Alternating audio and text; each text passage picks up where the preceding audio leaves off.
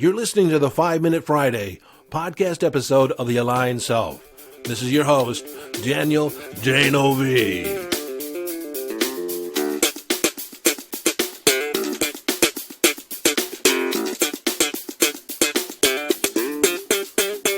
Okay, 5 Minute Friday, a short and concise podcast episode of The Aligned Self, designed to leave you with a question, an idea, a strategy, a tip, a hack, in order to give you greater access to your conscious awareness, evolving your conscious awareness, or give you greater mastery over your mind. Hello, friend, and welcome into this 5 Minute Friday.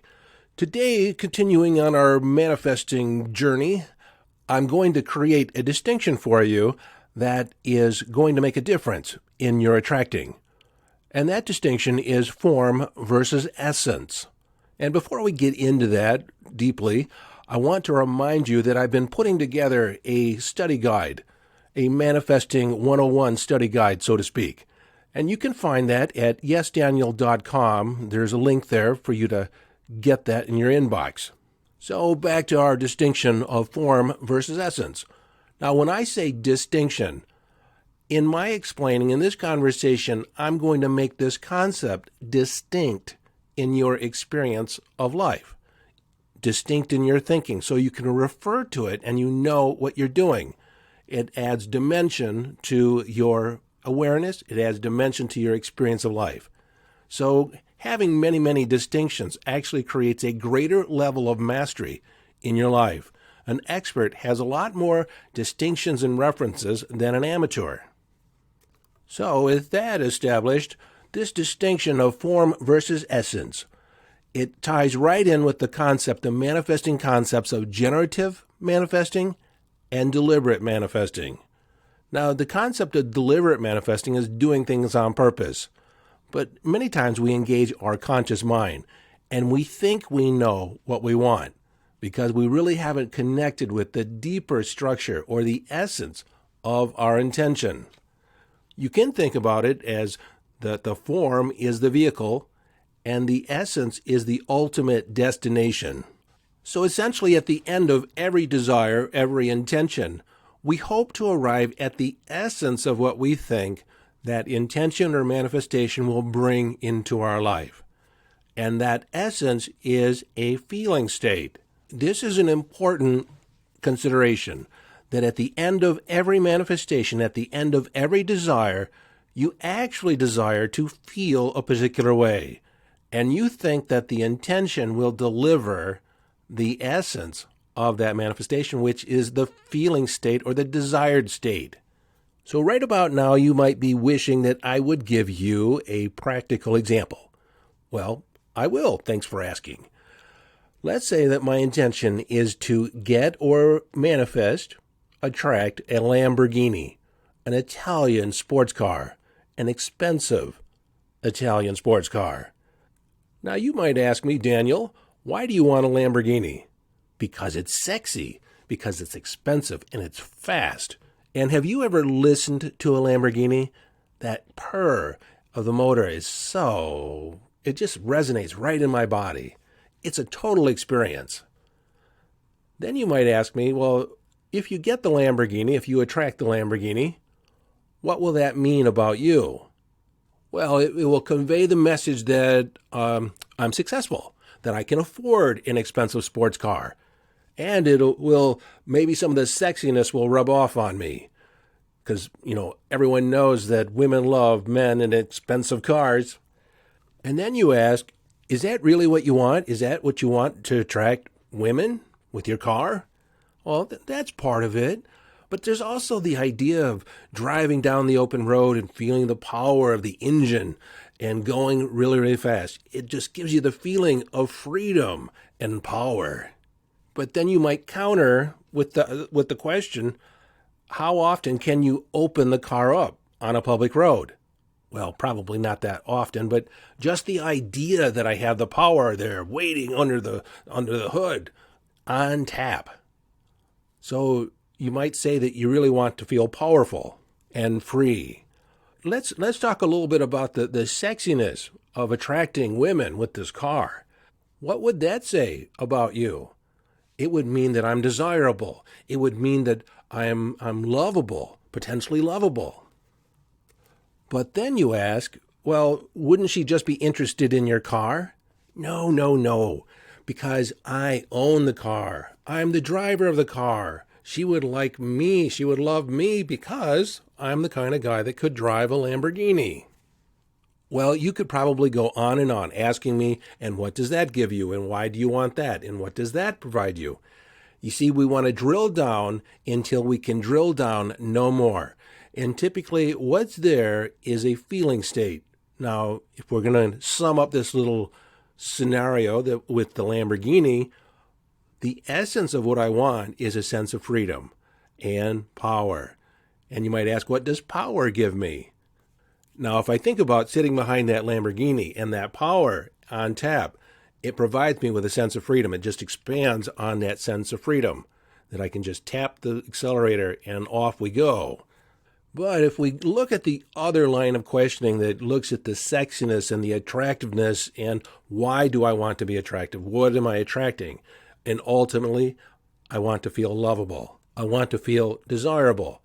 And what would that give me? Well, I guess love.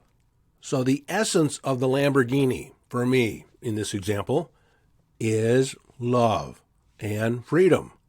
Now, the error in my thinking is that I'm looking to external manifestations in order for those to arrive and deliver ultimately a feeling state or the essence of what I really want, which in this example is love. And what you'll find is if you drill down enough on just about anything, it is love, self-acceptance, a sense of wholeness and completeness, a sense of freedom and validation. And there's others, but that's generally where you'll end up. Let me give you another example. A lot of people think they want money, lots of money. But do they really want the money? Or do they want the things and activities that they can do with the money? This can be illustrated by the little story that if you're on a deserted island and you have $1 million and a container full of pure water, in that moment, what has the greatest value? The money only has value in the context where I can exchange it for goods and services. Money is a means to an end. It's a tool. But expanding on the distinction of form versus essence, money is the form, and that's typically where people focus, and they tie money to their self-identity. They tie money to their self-esteem, their value as a person. But is it true? Now, it may not be ultimately true, but it may be true in your experience. And again, that's why we're calling attention to this distinction, form versus essence, because I want you to begin connecting to the essence of the manifestations, the essence of the intentions that you're throwing around out in the world. Again, the error in our thinking is the idea that something external can give us this internal feeling state, the essence, when we can actually create the essence without dealing with the form at all. And once we get that we can connect to the essence, and we don't need the form, that we can generate the essence or that feeling state independent of external events, independent of manifestations. We may just go to the essence first. In fact, that's really the suggestion here. Any feeling that you can arrive at can be generated without the form. You see, we're too reasonable. You see, we reason that if we have the Lamborghini, I'm going to feel amazing. That's the cause and effect thinking. That's three-dimensional thinking, the material world. But, my friend, we are creating in the 5D world, in the quantum realm, where we generate the effect which generates the cause. This is being unreasonable in our manifestations. You see, we feel things for no good reason, just because we decide we want to feel freedom. So we accept the fact that at any given moment, we always have the power to choose our response. Nobody can take that away. Even when things don't seem all that marvelous, that wonderful, we always have the ability to make a choice. We always have the freedom to choose our response. So we're never not free. And what about love? How do we generate love? without the external, without the relationship, without the other person in our life, without the other circumstances? Well, for that answer, go to the next podcast episode where I talk about frequency and vibration. In that episode, I'm going to talk about generating states, emotional states of being, unreasonably. But hopefully, in this episode, you got the distinction between form versus essence. Now, let me put a fine point on this concept before we part ways on this episode, and that is when you crystallize or identify the essence of your intentions, the essence of your manifestations. What is the feeling state that you want to end up with? And start generating that and give up the attachment to the form or the actual manifestation. You now free up the universe to comply or provide in a multitude of ways. It just doesn't have to be that one specific item that you think that will deliver on that.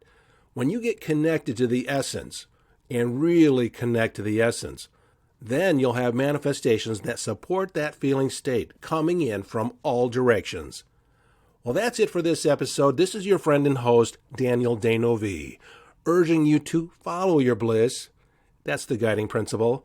Live your life from inner signals. Be inner directed as you engage in the epic adventure.